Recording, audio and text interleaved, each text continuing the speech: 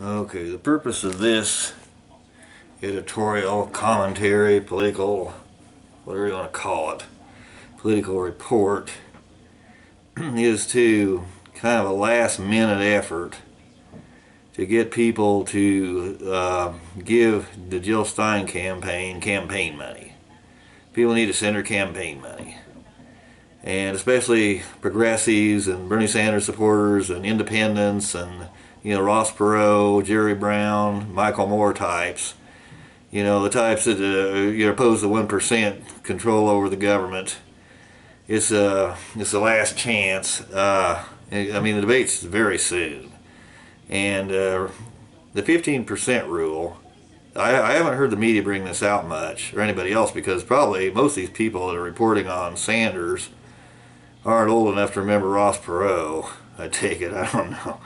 They look pretty young, but it had to do with Perot ran 3 televised on primetime TV reports like I'm doing why we need campaign finance reform. Well, corporate America didn't like that too well, and he was in the debate, and they had 3 people debating, and Bill Clinton and H.W. Bush and Ross Perot. Ross Perot was smarter than the other 2 put together. He blew Clinton out of the park, and then H.W. Bush didn't hardly. You wonder why he was even there. But anyway, corporate America didn't like this too well, and Ross Perot went a second time. He lost the first time. He's going to run a second time, and so the corporate America and Ross Perot named every corporation behind it, and AT&T was one of them. They had a whole bunch of them, a whole list of corporations. And they lobbied gave them campaign money, the Federal Election Commission, and made the 15% rule to keep Ross Perot out. One reason and one reason only. So that 15% rule, that you have to have 15% support through the major polling, USA Today, CNN, ABC News, whatever, was there for one reason and one reason only. It was because corporate America did not want Ross Perot, or they don't want independents in the debate. They want to keep the hold over the 1%. The 1% want to keep their hold over the government, their total control of the government, and they want to keep the 99% out of it. And that's the only reason that 15% rule is there. And Ross Perot even listed every corporation that lobbied the FEC, Federal Election Commission, to keep him out. But anyway, we need to get, if you want to stop the power of the 1% over the government, their total control over the government with their campaign money, now is that you have to send Jill Stein campaign money. That's the only way. And what that does is that gives her more access to the media, so she can advertise and she can rally people, and she can also get her platform across and keep everything on the table that has to do with picking the right people for the Supreme Court, for getting a constitutional amendment for campaign finance reform, for making the Wolf Pact well known, which is some kind of a crusade or whatever, some kind of a political movement where the states force constitutional amendment for campaign finance reform on the federal government. But only 2 states have it, and it's the public doesn't know much about it because it hasn't been talked about other than on YouTube, is what I've seen. But anyway, if Jill Stein gets a debate, she can bring these things out. And she can also bring out the fact that Hillary Clinton has lied. She has voted for corporate America. The credit card companies, the credit card lobby voted with them, and then made known to the public that she was opposed to their lobby, which was fraudulent. And there's several other things Jill Stein talks about, like she reduced wages from 60 cents an hour to 40 cents when she was Secretary of State in Haiti, and then she claimed to support families. So you can't trust her. And you can't trust the way she votes, and it leaves doubt that everything she said in the DNC that she's going to do with the Sanders' platform and adopt it. It leaves doubt that she will actually do that. Maybe she will, maybe she won't. Another thing, if you're voting for Hillary, or if you're voting for Trump, and you are, and you're a Sanders supporter, and you're against the 1%'s control over the government, it'd pay off for you to send Jill Stein money, because even if you don't support her, if she's in the debate, she has Sanders' platform. She has more of it than anybody else. more than Trump, and she understands Sanders' platform, and she understands a lot of the corruption and how to stop it and what to bring out and what to keep on the table. And if you send her money, it will make, and she gets enough, that means Trump will have to move over to her platform, and Hillary will have to move over to it to get elected if she gets enough support. So that gives you more sovereignty. That gives you the 99% more sovereignty over the 1% if Jill Stein is in the debate. It's very important that she be in the debate. Even if you're, and the other thing, people argue this is like the Nader versus, where the Nader was a spoiler back in the, let's see, W. Bush versus Al Gore, where Al Gore was fairly friendly to campaign finance reform. He was fairly friendly to keeping the media free and keeping corporate America out of the media. He's the one that put YouTube, actually the internet. He's the one behind it, and that's why I'm able to talk right now, because of Al Gore. So he was friendly to progressives, pretty much. W. Bush was very against progressives. W. Bush put people in the Supreme Court that supported campaign finance corruption, and he put them in deliberately and willfully to protect his oil business. So he did that, and he put 2 corporate lawyers in the Supreme Court. So that's why we had the Citizens United case. It's all direct and, of by and for W. Bush and his policy. And the other thing he did was that he gave the media to the 1%. He signed 2 bills which gave the media to the 1% so they could buy out all the radio stations, newspapers, and local TV stations.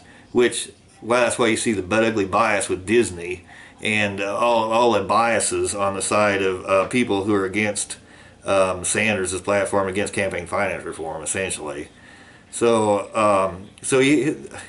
what we have right now is not the same thing as we had in this other election, because there you had one person that was detrimental to campaign finance reform, and you had the other one who was friendly to it. He wasn't real progressive himself. He wasn't aggressive, but he was friendly to it.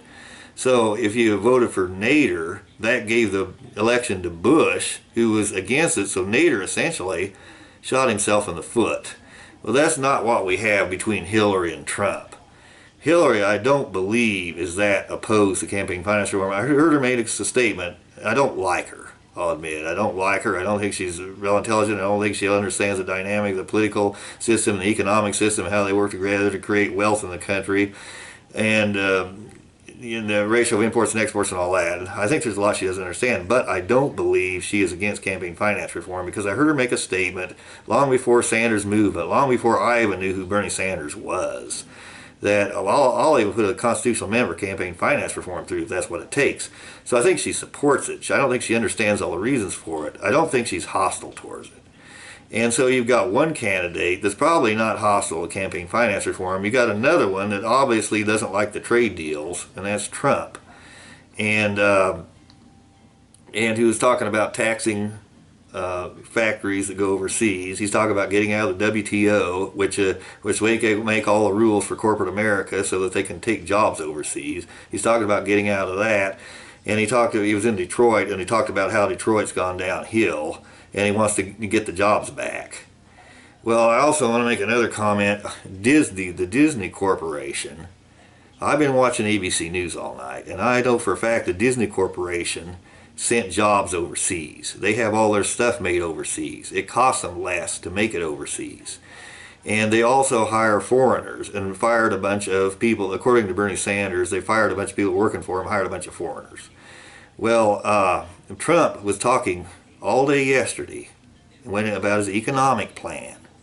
And he talked for a long speech, and he talked about how we need to keep jobs over here, and how he's against this latest treaty that Obama supports, the Trans-Pacific Partnership.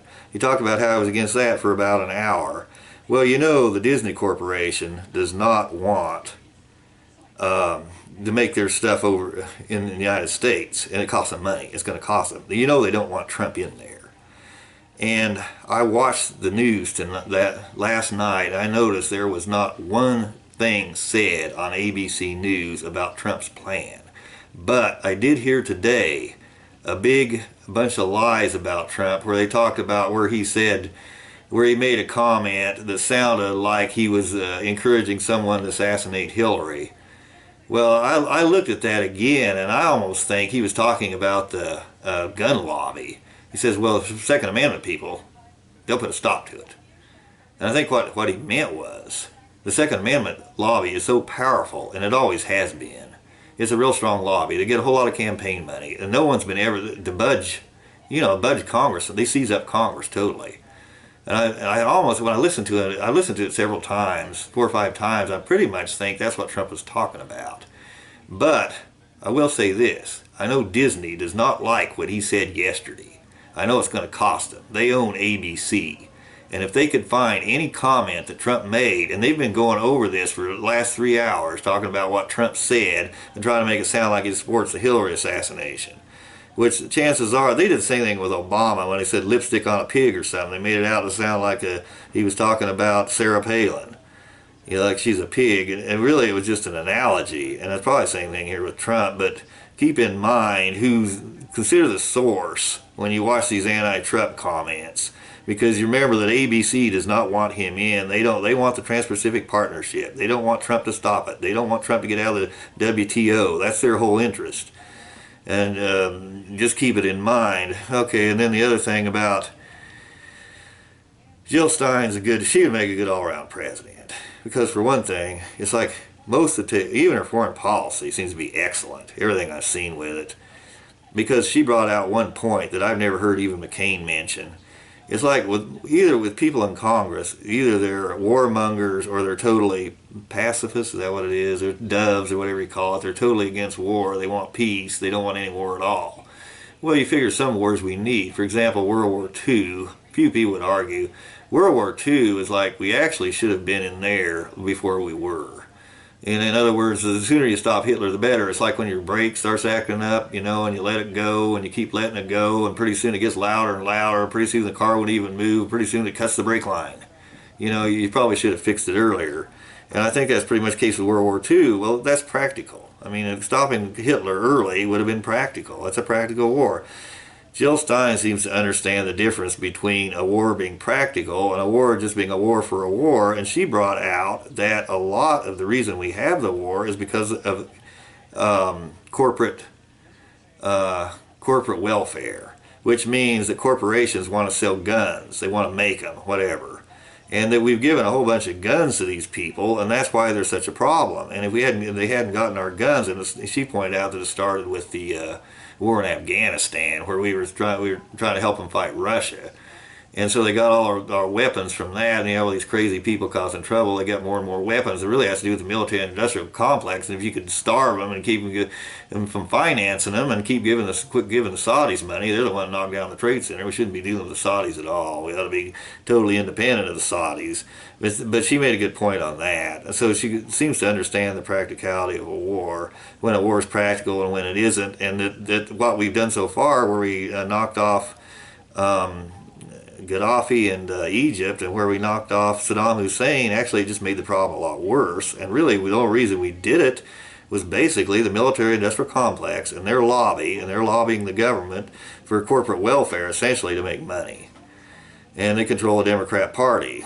And this needs to be brought out in the debate. All these things need to be brought out, and that's why people need to send Jill Stein money, and they better hurry up and send it. I mean, the money has to do, the more money she has, the more she can talk on them through the media with negative campaigning about her platform and all these things.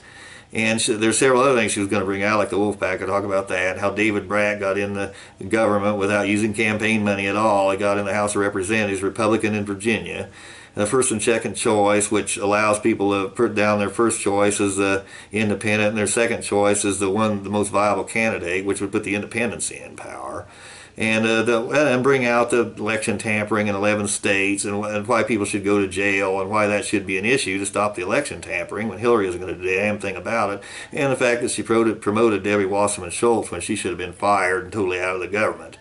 All these things need to be brought out, and probably will be if you put Jill Stein in.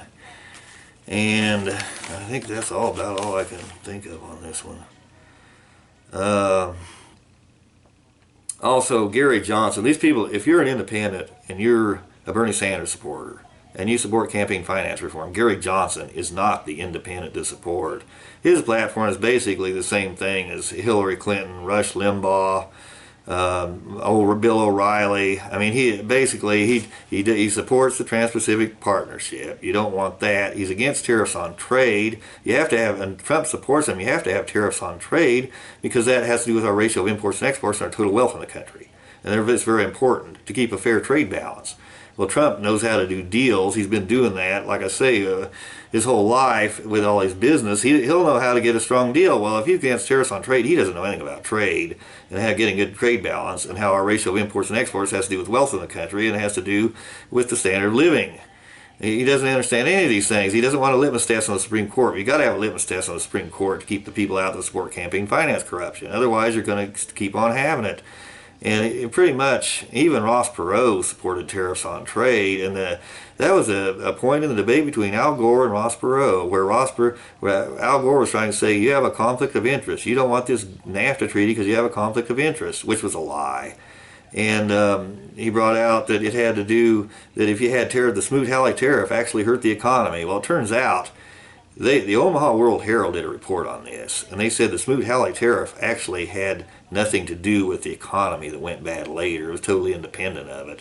So Al Gore had lied about it, or he didn't know. And so, I mean, Perot actually won that debate. They said he won it pretty strong. Everybody thought Al Gore won it. But Perot was right about it. You have to have tariffs on trade. And Gary Johnson, he doesn't seem to know much of anything either. At least if he does know anything about the dynamic of the economic system, political system, and how it works, he sure is keeping it quiet. And so people that are supporting Gary Johnson, if you're an independent, he's the wrong one. You should be supporting Jill Stein. She's the one that knows what she's doing. And let's see. Oh, I was also going to talk about what they were doing in the DNC, Democratic National Convention, to shut up the. I wanted to compare. They had a small riot in the street too, I think. But I think this is the reason Hillary shouldn't be elected, because the DNC is so corrupt, and they tried to shut up the supporters, and they all the election tampering, and you know she was part of it and knows about it, and the fact that she promoted Debbie Wasserman Schultz, so she's not going to stop corruption. She's part of it, and for that reason, I think the public ought to send a message that she is not going to be elected, and that they should vote against her for that reason. And they make out that Trump's that terrible. Actually, her and Trump, I mean, Trump and her are almost the same thing. You got to figure that the only thing that she's doing different than Trump is she says she's going to put a litmus test on people in the Supreme Court. But Trump's also strongly opposed to the TPP and understands why you need to get rid of it. And the other thing, they're almost even, I think, as far as progressivism, Hillary and Donald Trump. Hillary was supported the TPP until recently, and her opponent supports it. And it appears to me from several sources that all she's going to do is like change it a little bit, alter it, and then sign it, run it through. You know, so she won't really change anything. Well, Trump is going to get out of the WTO and was more serious about it and more excessive about how he's going to change and he's more opposed to TPP. He seems to be more gung-ho about and understands the economic problems better and why the TPP is causing trouble, where she doesn't seem to understand it. So I think if you take the two, they're about even as far as progressivism. So I don't think if you vote for Jill Stein, it's not going to make much difference who gets in. They're going to do about the same thing. And but the best thing is to support her, give her campaign money so that she can get in the debate. The other thing, also this thing about this riot this year, 2016, had a lot to do with what happened in the Vietnam War era, where you had the 68 riots. And basically, I think what the crux of the problem is, a lot of it has to do with people not reading the Bible, where the Bible says, "Thou shalt have no other gods before God." People need to read it. People went to church, and a lot of the conservatives that claim the Democrats can only name 3 commandments, actually the conservatives can name all of them, but they don't understand hardly any of them. And one it appears that they don't get is, "Thou shalt have no other gods before God." And the reason we have the riots this year and the reason we had the riots in 1968 were basically the same reason. It had to do, in my opinion, Kennedy was really an awfully mediocre president. Pretty much everything he did was a failure. The Vietnam War was a failure. But it has to do with the sidekicks getting elected. But they said if Kennedy hadn't gotten shot, he would have stopped the Vietnam War. Well, you have the same thing right now with W. Bush. HW and W, both were, W was a sidekick, essentially, and Ronald Reagan put him in, it said because he didn't want a heavy, he wanted a robot, he wanted a yes man, and that's why LBJ was in there, and that's why he didn't stop the war, he wasn't very intelligent. So that's why you had basically, what the Woodstock had a good cause. They say that Woodstock had no cause behind it, like Farm Aid and some of those other things they did after that. Some of these concerts, the Farm Aid concert, had to help the farmers. Actually, Woodstock had a better cause than Farm Aid. I think this is really important that people understand this, because the cause behind Woodstock had to do with the fact that the president was substandard. It's like when you have a bad manager, you have a young kid running Papa John's, and he starts being nasty to the customers and not giving them their coupons they're supposed to get, and pretty soon you have half your business is gone. Pretty soon 3/4 of your business is gone. And pretty soon you're getting about 3 runs on the whole shift. What is that? It's bad management. Because a young kid's running and doesn't know what he's doing. That's basically what happened. What has to do with the Bible, with thou shalt have no other gods before God. Too many people think the president's God. And they don't want to get their head out of the sand and admit we had bad presidents. Well, that's what the Bible tells you not to do. I'm a jealous God. And the only real God is God. W. Bush was not God. He was a terrible president. LBJ was not. The government is not God. The war is not God. If a war doesn't do anything, you stop it. You don't be dogmatic and keep pushing it. You get your head out of the sand, you get it stopped. You get a president in there that knows what he's doing, and you admit there's something wrong with our presidents. And that's why you have these rebellions, because the hippies were the smart ones. They knew the government was not up to standards. And they were trying to stop that killing machine. The Vietnam War was just getting people killed, and it was doing no good. And if the public had read the Bible, they wouldn't have been criticizing. Actually, the parents were the dumb ones, the ones that hadn't read the Bible. The kids were the smart ones that understood. At least the kids were in line with the Bible. And it's the very same thing now with these protesters in the DNC. They should have been heard, because we're protesting basically the 2 terms of a terrible president. And it's basically the same thing as 68. And the people that were protesting are on the side of the Bible, while the ones in the government were the bad guys, essentially. At least they weren't in line with the 10 Commandments. But I thought that was a point worth making. They need to keep on protesting, and they need to stick to their guns. They need to put Jill Stein, for that reason. If you really want the person that's on the side of the Bible, and the person, in my opinion, on the side of right, and get rid of the corruption. And I think that's all I have on this one. Thanks for listening.